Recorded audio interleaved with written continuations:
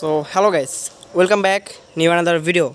তো আর অনেকদিন পর আরসি নিয়ে একটি ভিডিও আজকে মেক করব। তো দেখতে পাচ্ছেন যে আমার চারটা আরসি বোর্ড, এগুলো এখন একটা আরসি নাই, সবগুলো আর পার্টস পাতি আমি খুলে কী যে করছি নিজেও জানি না।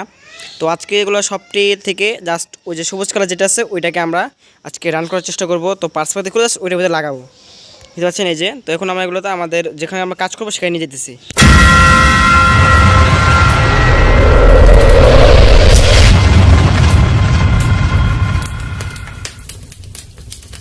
সো গাইস, আমরা আমাদের যে বড় যে আরসি বোর্ডটা আছে এটার ভিতরে আমাদের যে মোটর লাগাইছিলাম 550, তো এটা আমরা এখন খুলে নেব।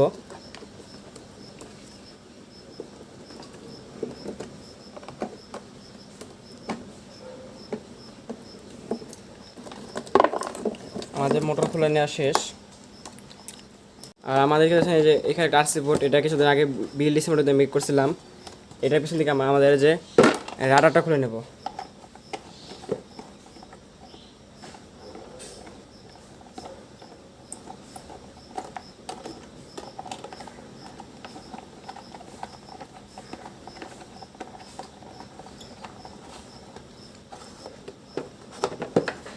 তো আমরা আমাদের পাসপোর্টে খুলে নিলাম।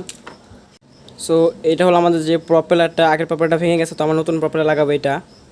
বাট প্রবলেম হইতেছে আমাদের যে শাফটারটা আছে এটা মেবি কত এমএম হবো, 3.5 mm, আর এটা হলো 1.5 mm। তো আমাদের এখানে ড্রিলিং করতে হবে যেন এটা আমরা এখানে বসাতে পারি। তো সো গাইজ দেখতে পাচ্ছেন আমরা আমাদের যে প্রপেলার শাফট আছে এটার সাথে যে সঠিকভাবে লাগিয়ে নিচ্ছি, একবারে স্মুথলি রান করতেছে। এটার স্পিড এখন আগের থেকে অনেক বেশি হবে। যাই হোক, এখন আমরা এটা আমাদের বোর্ডে লাগাবো। তো ফার্স্ট অফ অল আমরা আমাদের যে মোটরটা আছে এটা এই জায়গায় এইভাবে ইনস্টল করবো, তারপর আপনাদের দেখাই। সো গাইজ ফাইনালি আমাদের দেখতে পাচ্ছেন আরসি প্রপেলার প্লাস শাফটের সাথে কানেক্ট করা শেষ, এবং আমাদের যে মোটর আছে এটার সাথে কানেক্ট করা শেষ।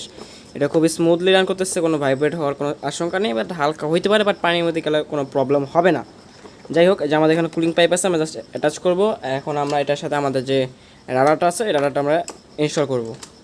তো গাইজ দেখতে পাচ্ছেন ফাইনালি অনেক কষ্ট করার পর এখানে আমি একটা 9 গ্রাম সারবো আর আমাদের রাডার অ্যাড করে দিচ্ছি, এবং একটি কুলিং পাইপ আছে ভিতর দিয়ে এখান দিয়ে। আর আমাদের মোটর অ্যাটাচ করা শেষ, আর এটা আমার এটা সফটলি এটা মুভ করতেছে, দেখতে পাচ্ছেন। এখন আমরা জাস্ট এটা টেস্ট করবো যে এটা কীভাবে ওয়ার্ক করে। সো দেখতে পাচ্ছেন আমাদের অল কানেকশন শেষ। আমরা এখানে একটি ভেরিয়েবল পাওয়ার সাপ্লাই দিয়ে আমাদের এটাকে আমরা কানেক্ট করছি, দেখতে পাচ্ছেন, কারণ আমাদের ব্যাটারিটা নষ্ট হয়ে গেছে কোনো কারণবশত। তো দেখতে পাচ্ছেন এই যে এটা হলো আমাদের রাডার,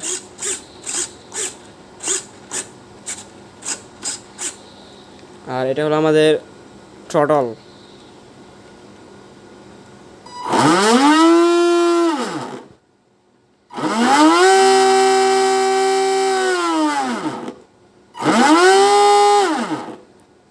মানে কী বলবো গাইস, অসাধারণ একটি পাওয়ার, মানে অনেক পাওয়ারফুল।